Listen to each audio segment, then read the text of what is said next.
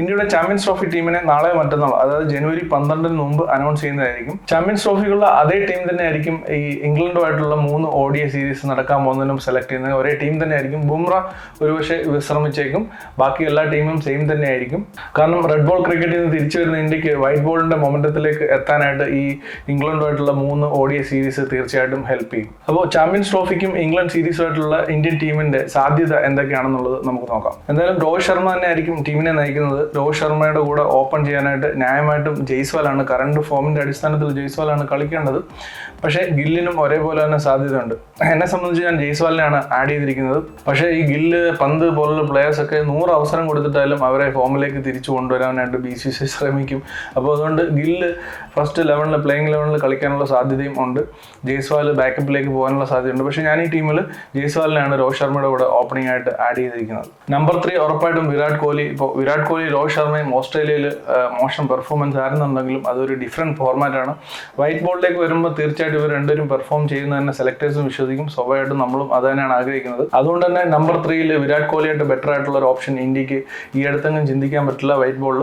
ഇപ്പോൾ നമ്പർ 3 വിരാട് കോഹ്ലി തന്നെ ആയിരിക്കും കളിക്കുന്നത്. നമ്പർ 4 ശ്രേയസ് അയ്യർ ആവാനാണ് സാധ്യത. തന്റെ റീസെന്റ് ആയിട്ടുള്ള ഡൊമസ്റ്റിക് പെർഫോമൻസിനോട് 100% താൻ ഡിസേർവ്ഡ് ആണെന്ന് ശ്രേയസ് അയ്യർ പല പ്രാവശ്യം തെളിയിച്ചിട്ടുണ്ട്. അതുകൊണ്ട് തീർച്ചയായിട്ടും നമ്പർ 4 ശ്രേയസ് അയ്യർ തന്നെ ആയിരിക്കും കളിക്കുന്നത്. നമ്പർ 5 KL രാഹുൽ ആയിരിക്കാനാണ് മോസ്റ്റ് പ്രോബബിൾ ചാൻസ്. ശരിക്കും പറഞ്ഞാൽ വൈറ്റ് ബോൾ ക്രിക്കറ്റിന്റെ ഫോം വെച്ച് നോക്കുകയാണെന്നുണ്ടെങ്കിൽ, റീസെന്റ് ഫോം വെച്ച് നോക്കുകയാണെങ്കിൽ സഞ്ജു സാംസൺ കളിക്കേണ്ട പൊസിഷനാണ് വിക്കറ്റ് കീപ്പറായിട്ട് ഇന്ത്യക്ക് വേണ്ടി. പക്ഷേ മിഡിൽ ഓർഡർ ആയതുകൊണ്ട് തന്നെ സഞ്ജു സാംസണ് സാധ്യത വളരെ കുറവാണ്. കാരണം സഞ്ജു സാംസന്റെ മികച്ച പെർഫോമൻസ് അത് T20 ആയിരുന്നു, അത് ഓപ്പണിംഗ് പൊസിഷനിലായിരുന്നു. ഇപ്പോൾ സൗത്ത് ആഫ്രിക്കയായിട്ട് ഉള്ള പെർഫോമൻസ് എടുക്കുകയാണെന്നുണ്ടെങ്കിൽ, അപ്പോൾ മിഡിൽ ഓർഡറിലായതുകൊണ്ട് തന്നെ ഓപ്പണിംഗിൽ പൊസിഷൻ എന്തായാലും അവൈലബിൾ ആണ്. കാരണം ജയ്സ്വാലും ഗില്ലും രോഹിത്തും ഉള്ള സ്ഥിതിക്ക് സഞ്ജുവിന് അവിടെ സാധ്യത കുറവാണ്. അപ്പോൾ മിഡിൽ ഓർഡറിലാണ് പിന്നെ ഓപ്ഷൻ ഉള്ളത്. അതുകൊണ്ട് തന്നെ രാഹുലിനും പന്തിനും ആയിരിക്കും കൂടുതലും സാധ്യത കൂടുതൽ. എങ്കിലും KL രാഹുലിനെയും സഞ്ജു സാംസനെയാണ് ഞാൻ ആഡ് ചെയ്തിരിക്കുന്നത്. KL രാഹുലിനെ പ്ലേയിങ് 11ലേക്കും സഞ്ജു സാംസനെ റിസർവിലേക്കും ആഡ് ചെയ്തിട്ടുണ്ട്. പക്ഷേ most probably KL Rahul and പന്ത് ആവാനാണ് ചാൻസ് കൂടുതൽ. അതിനുശേഷം ഹർദിക് പാണ്ഡ്യ നോ ബ്രൈനർ ആണ്. നിതീഷ് കുമാർ റെഡ്ഡി ഒന്നും ഹർദിക് പാണ്ഡ്യയെ റീപ്ലേസ് ചെയ്യാനുള്ളൊരു ലെവലിലേക്ക് എത്തിയിട്ടില്ല. അതുകൊണ്ട് തന്നെ 11ൽ കളിക്കുന്ന ഹർദിക് പാണ്ഡ്യ തന്നെ ആയിരിക്കും. പിന്നെ ഞാൻ 11ൽ ആഡ് ചെയ്തിരിക്കുന്ന അക്ഷർ പട്ടേലിനാണ്. ജഡേജയെ റിസർവിലേക്കാണ് ആഡ് ചെയ്തിരിക്കുന്നത്. കാരണം വൈറ്റ് ബോൾ ക്രിക്കറ്റിൽ റീസെന്റ് പെർഫോമൻസ് നോക്കുകയാണെന്നുണ്ടെങ്കിൽ അക്ഷർ പട്ടേൽ തീർച്ചയായിട്ടും പ്ലേയിങ് 11ൽ ഡിസർവ് ചെയ്യുന്നുണ്ട് ഒരു സ്ഥാനം. കാരണം T20 വേൾഡ് കപ്പിന്റെ ഫൈനലിലായാലും കിട്ടിയ അവസരങ്ങളെല്ലാം പെർഫോം ചെയ്തൊരു പ്ലെയറാണ് അക്ഷർ പട്ടേൽ. ഇപ്പോൾ ജഡേജയുടെ റീസെന്റ് ഫോം നോക്കുകയാണെങ്കിൽ അത്ര മികച്ചതല്ലതാണ്. അതുകൊണ്ട് തന്നെ ജഡേജ റിസർവിലേക്ക് ഇട്ടുള്ള പ്ലേയിങ് 11ലേക്ക് ഞാൻ അക്ഷർ പട്ടേലിനാണ് ആഡ് ചെയ്തിരിക്കുന്നത്. ബോളിംഗിലേക്ക് വരുമ്പോൾ സ്പിന്നറായിട്ട് കുൽദീപ് യാദവ്, പേസ് ബോളേഴ്സായിട്ട് അർഷ്ദീപ്, മുഹമ്മദ് ഷമി ആൻഡ് ബുംറ.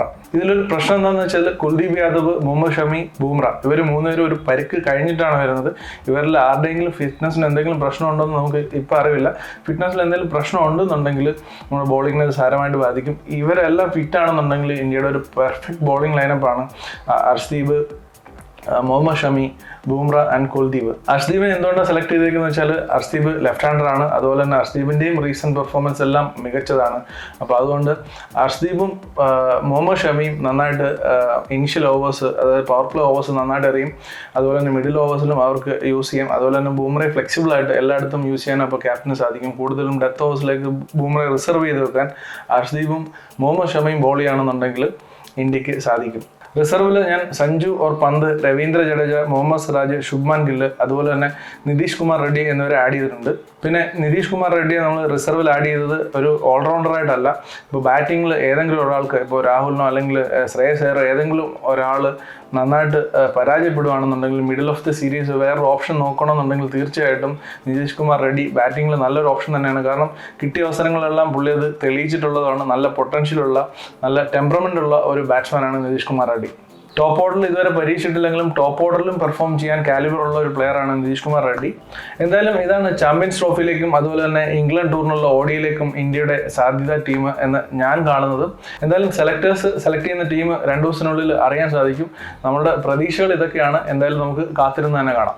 വീണ്ടും മറ്റൊരു വീഡിയോയിൽ കാണുന്നവരെ ബൈ.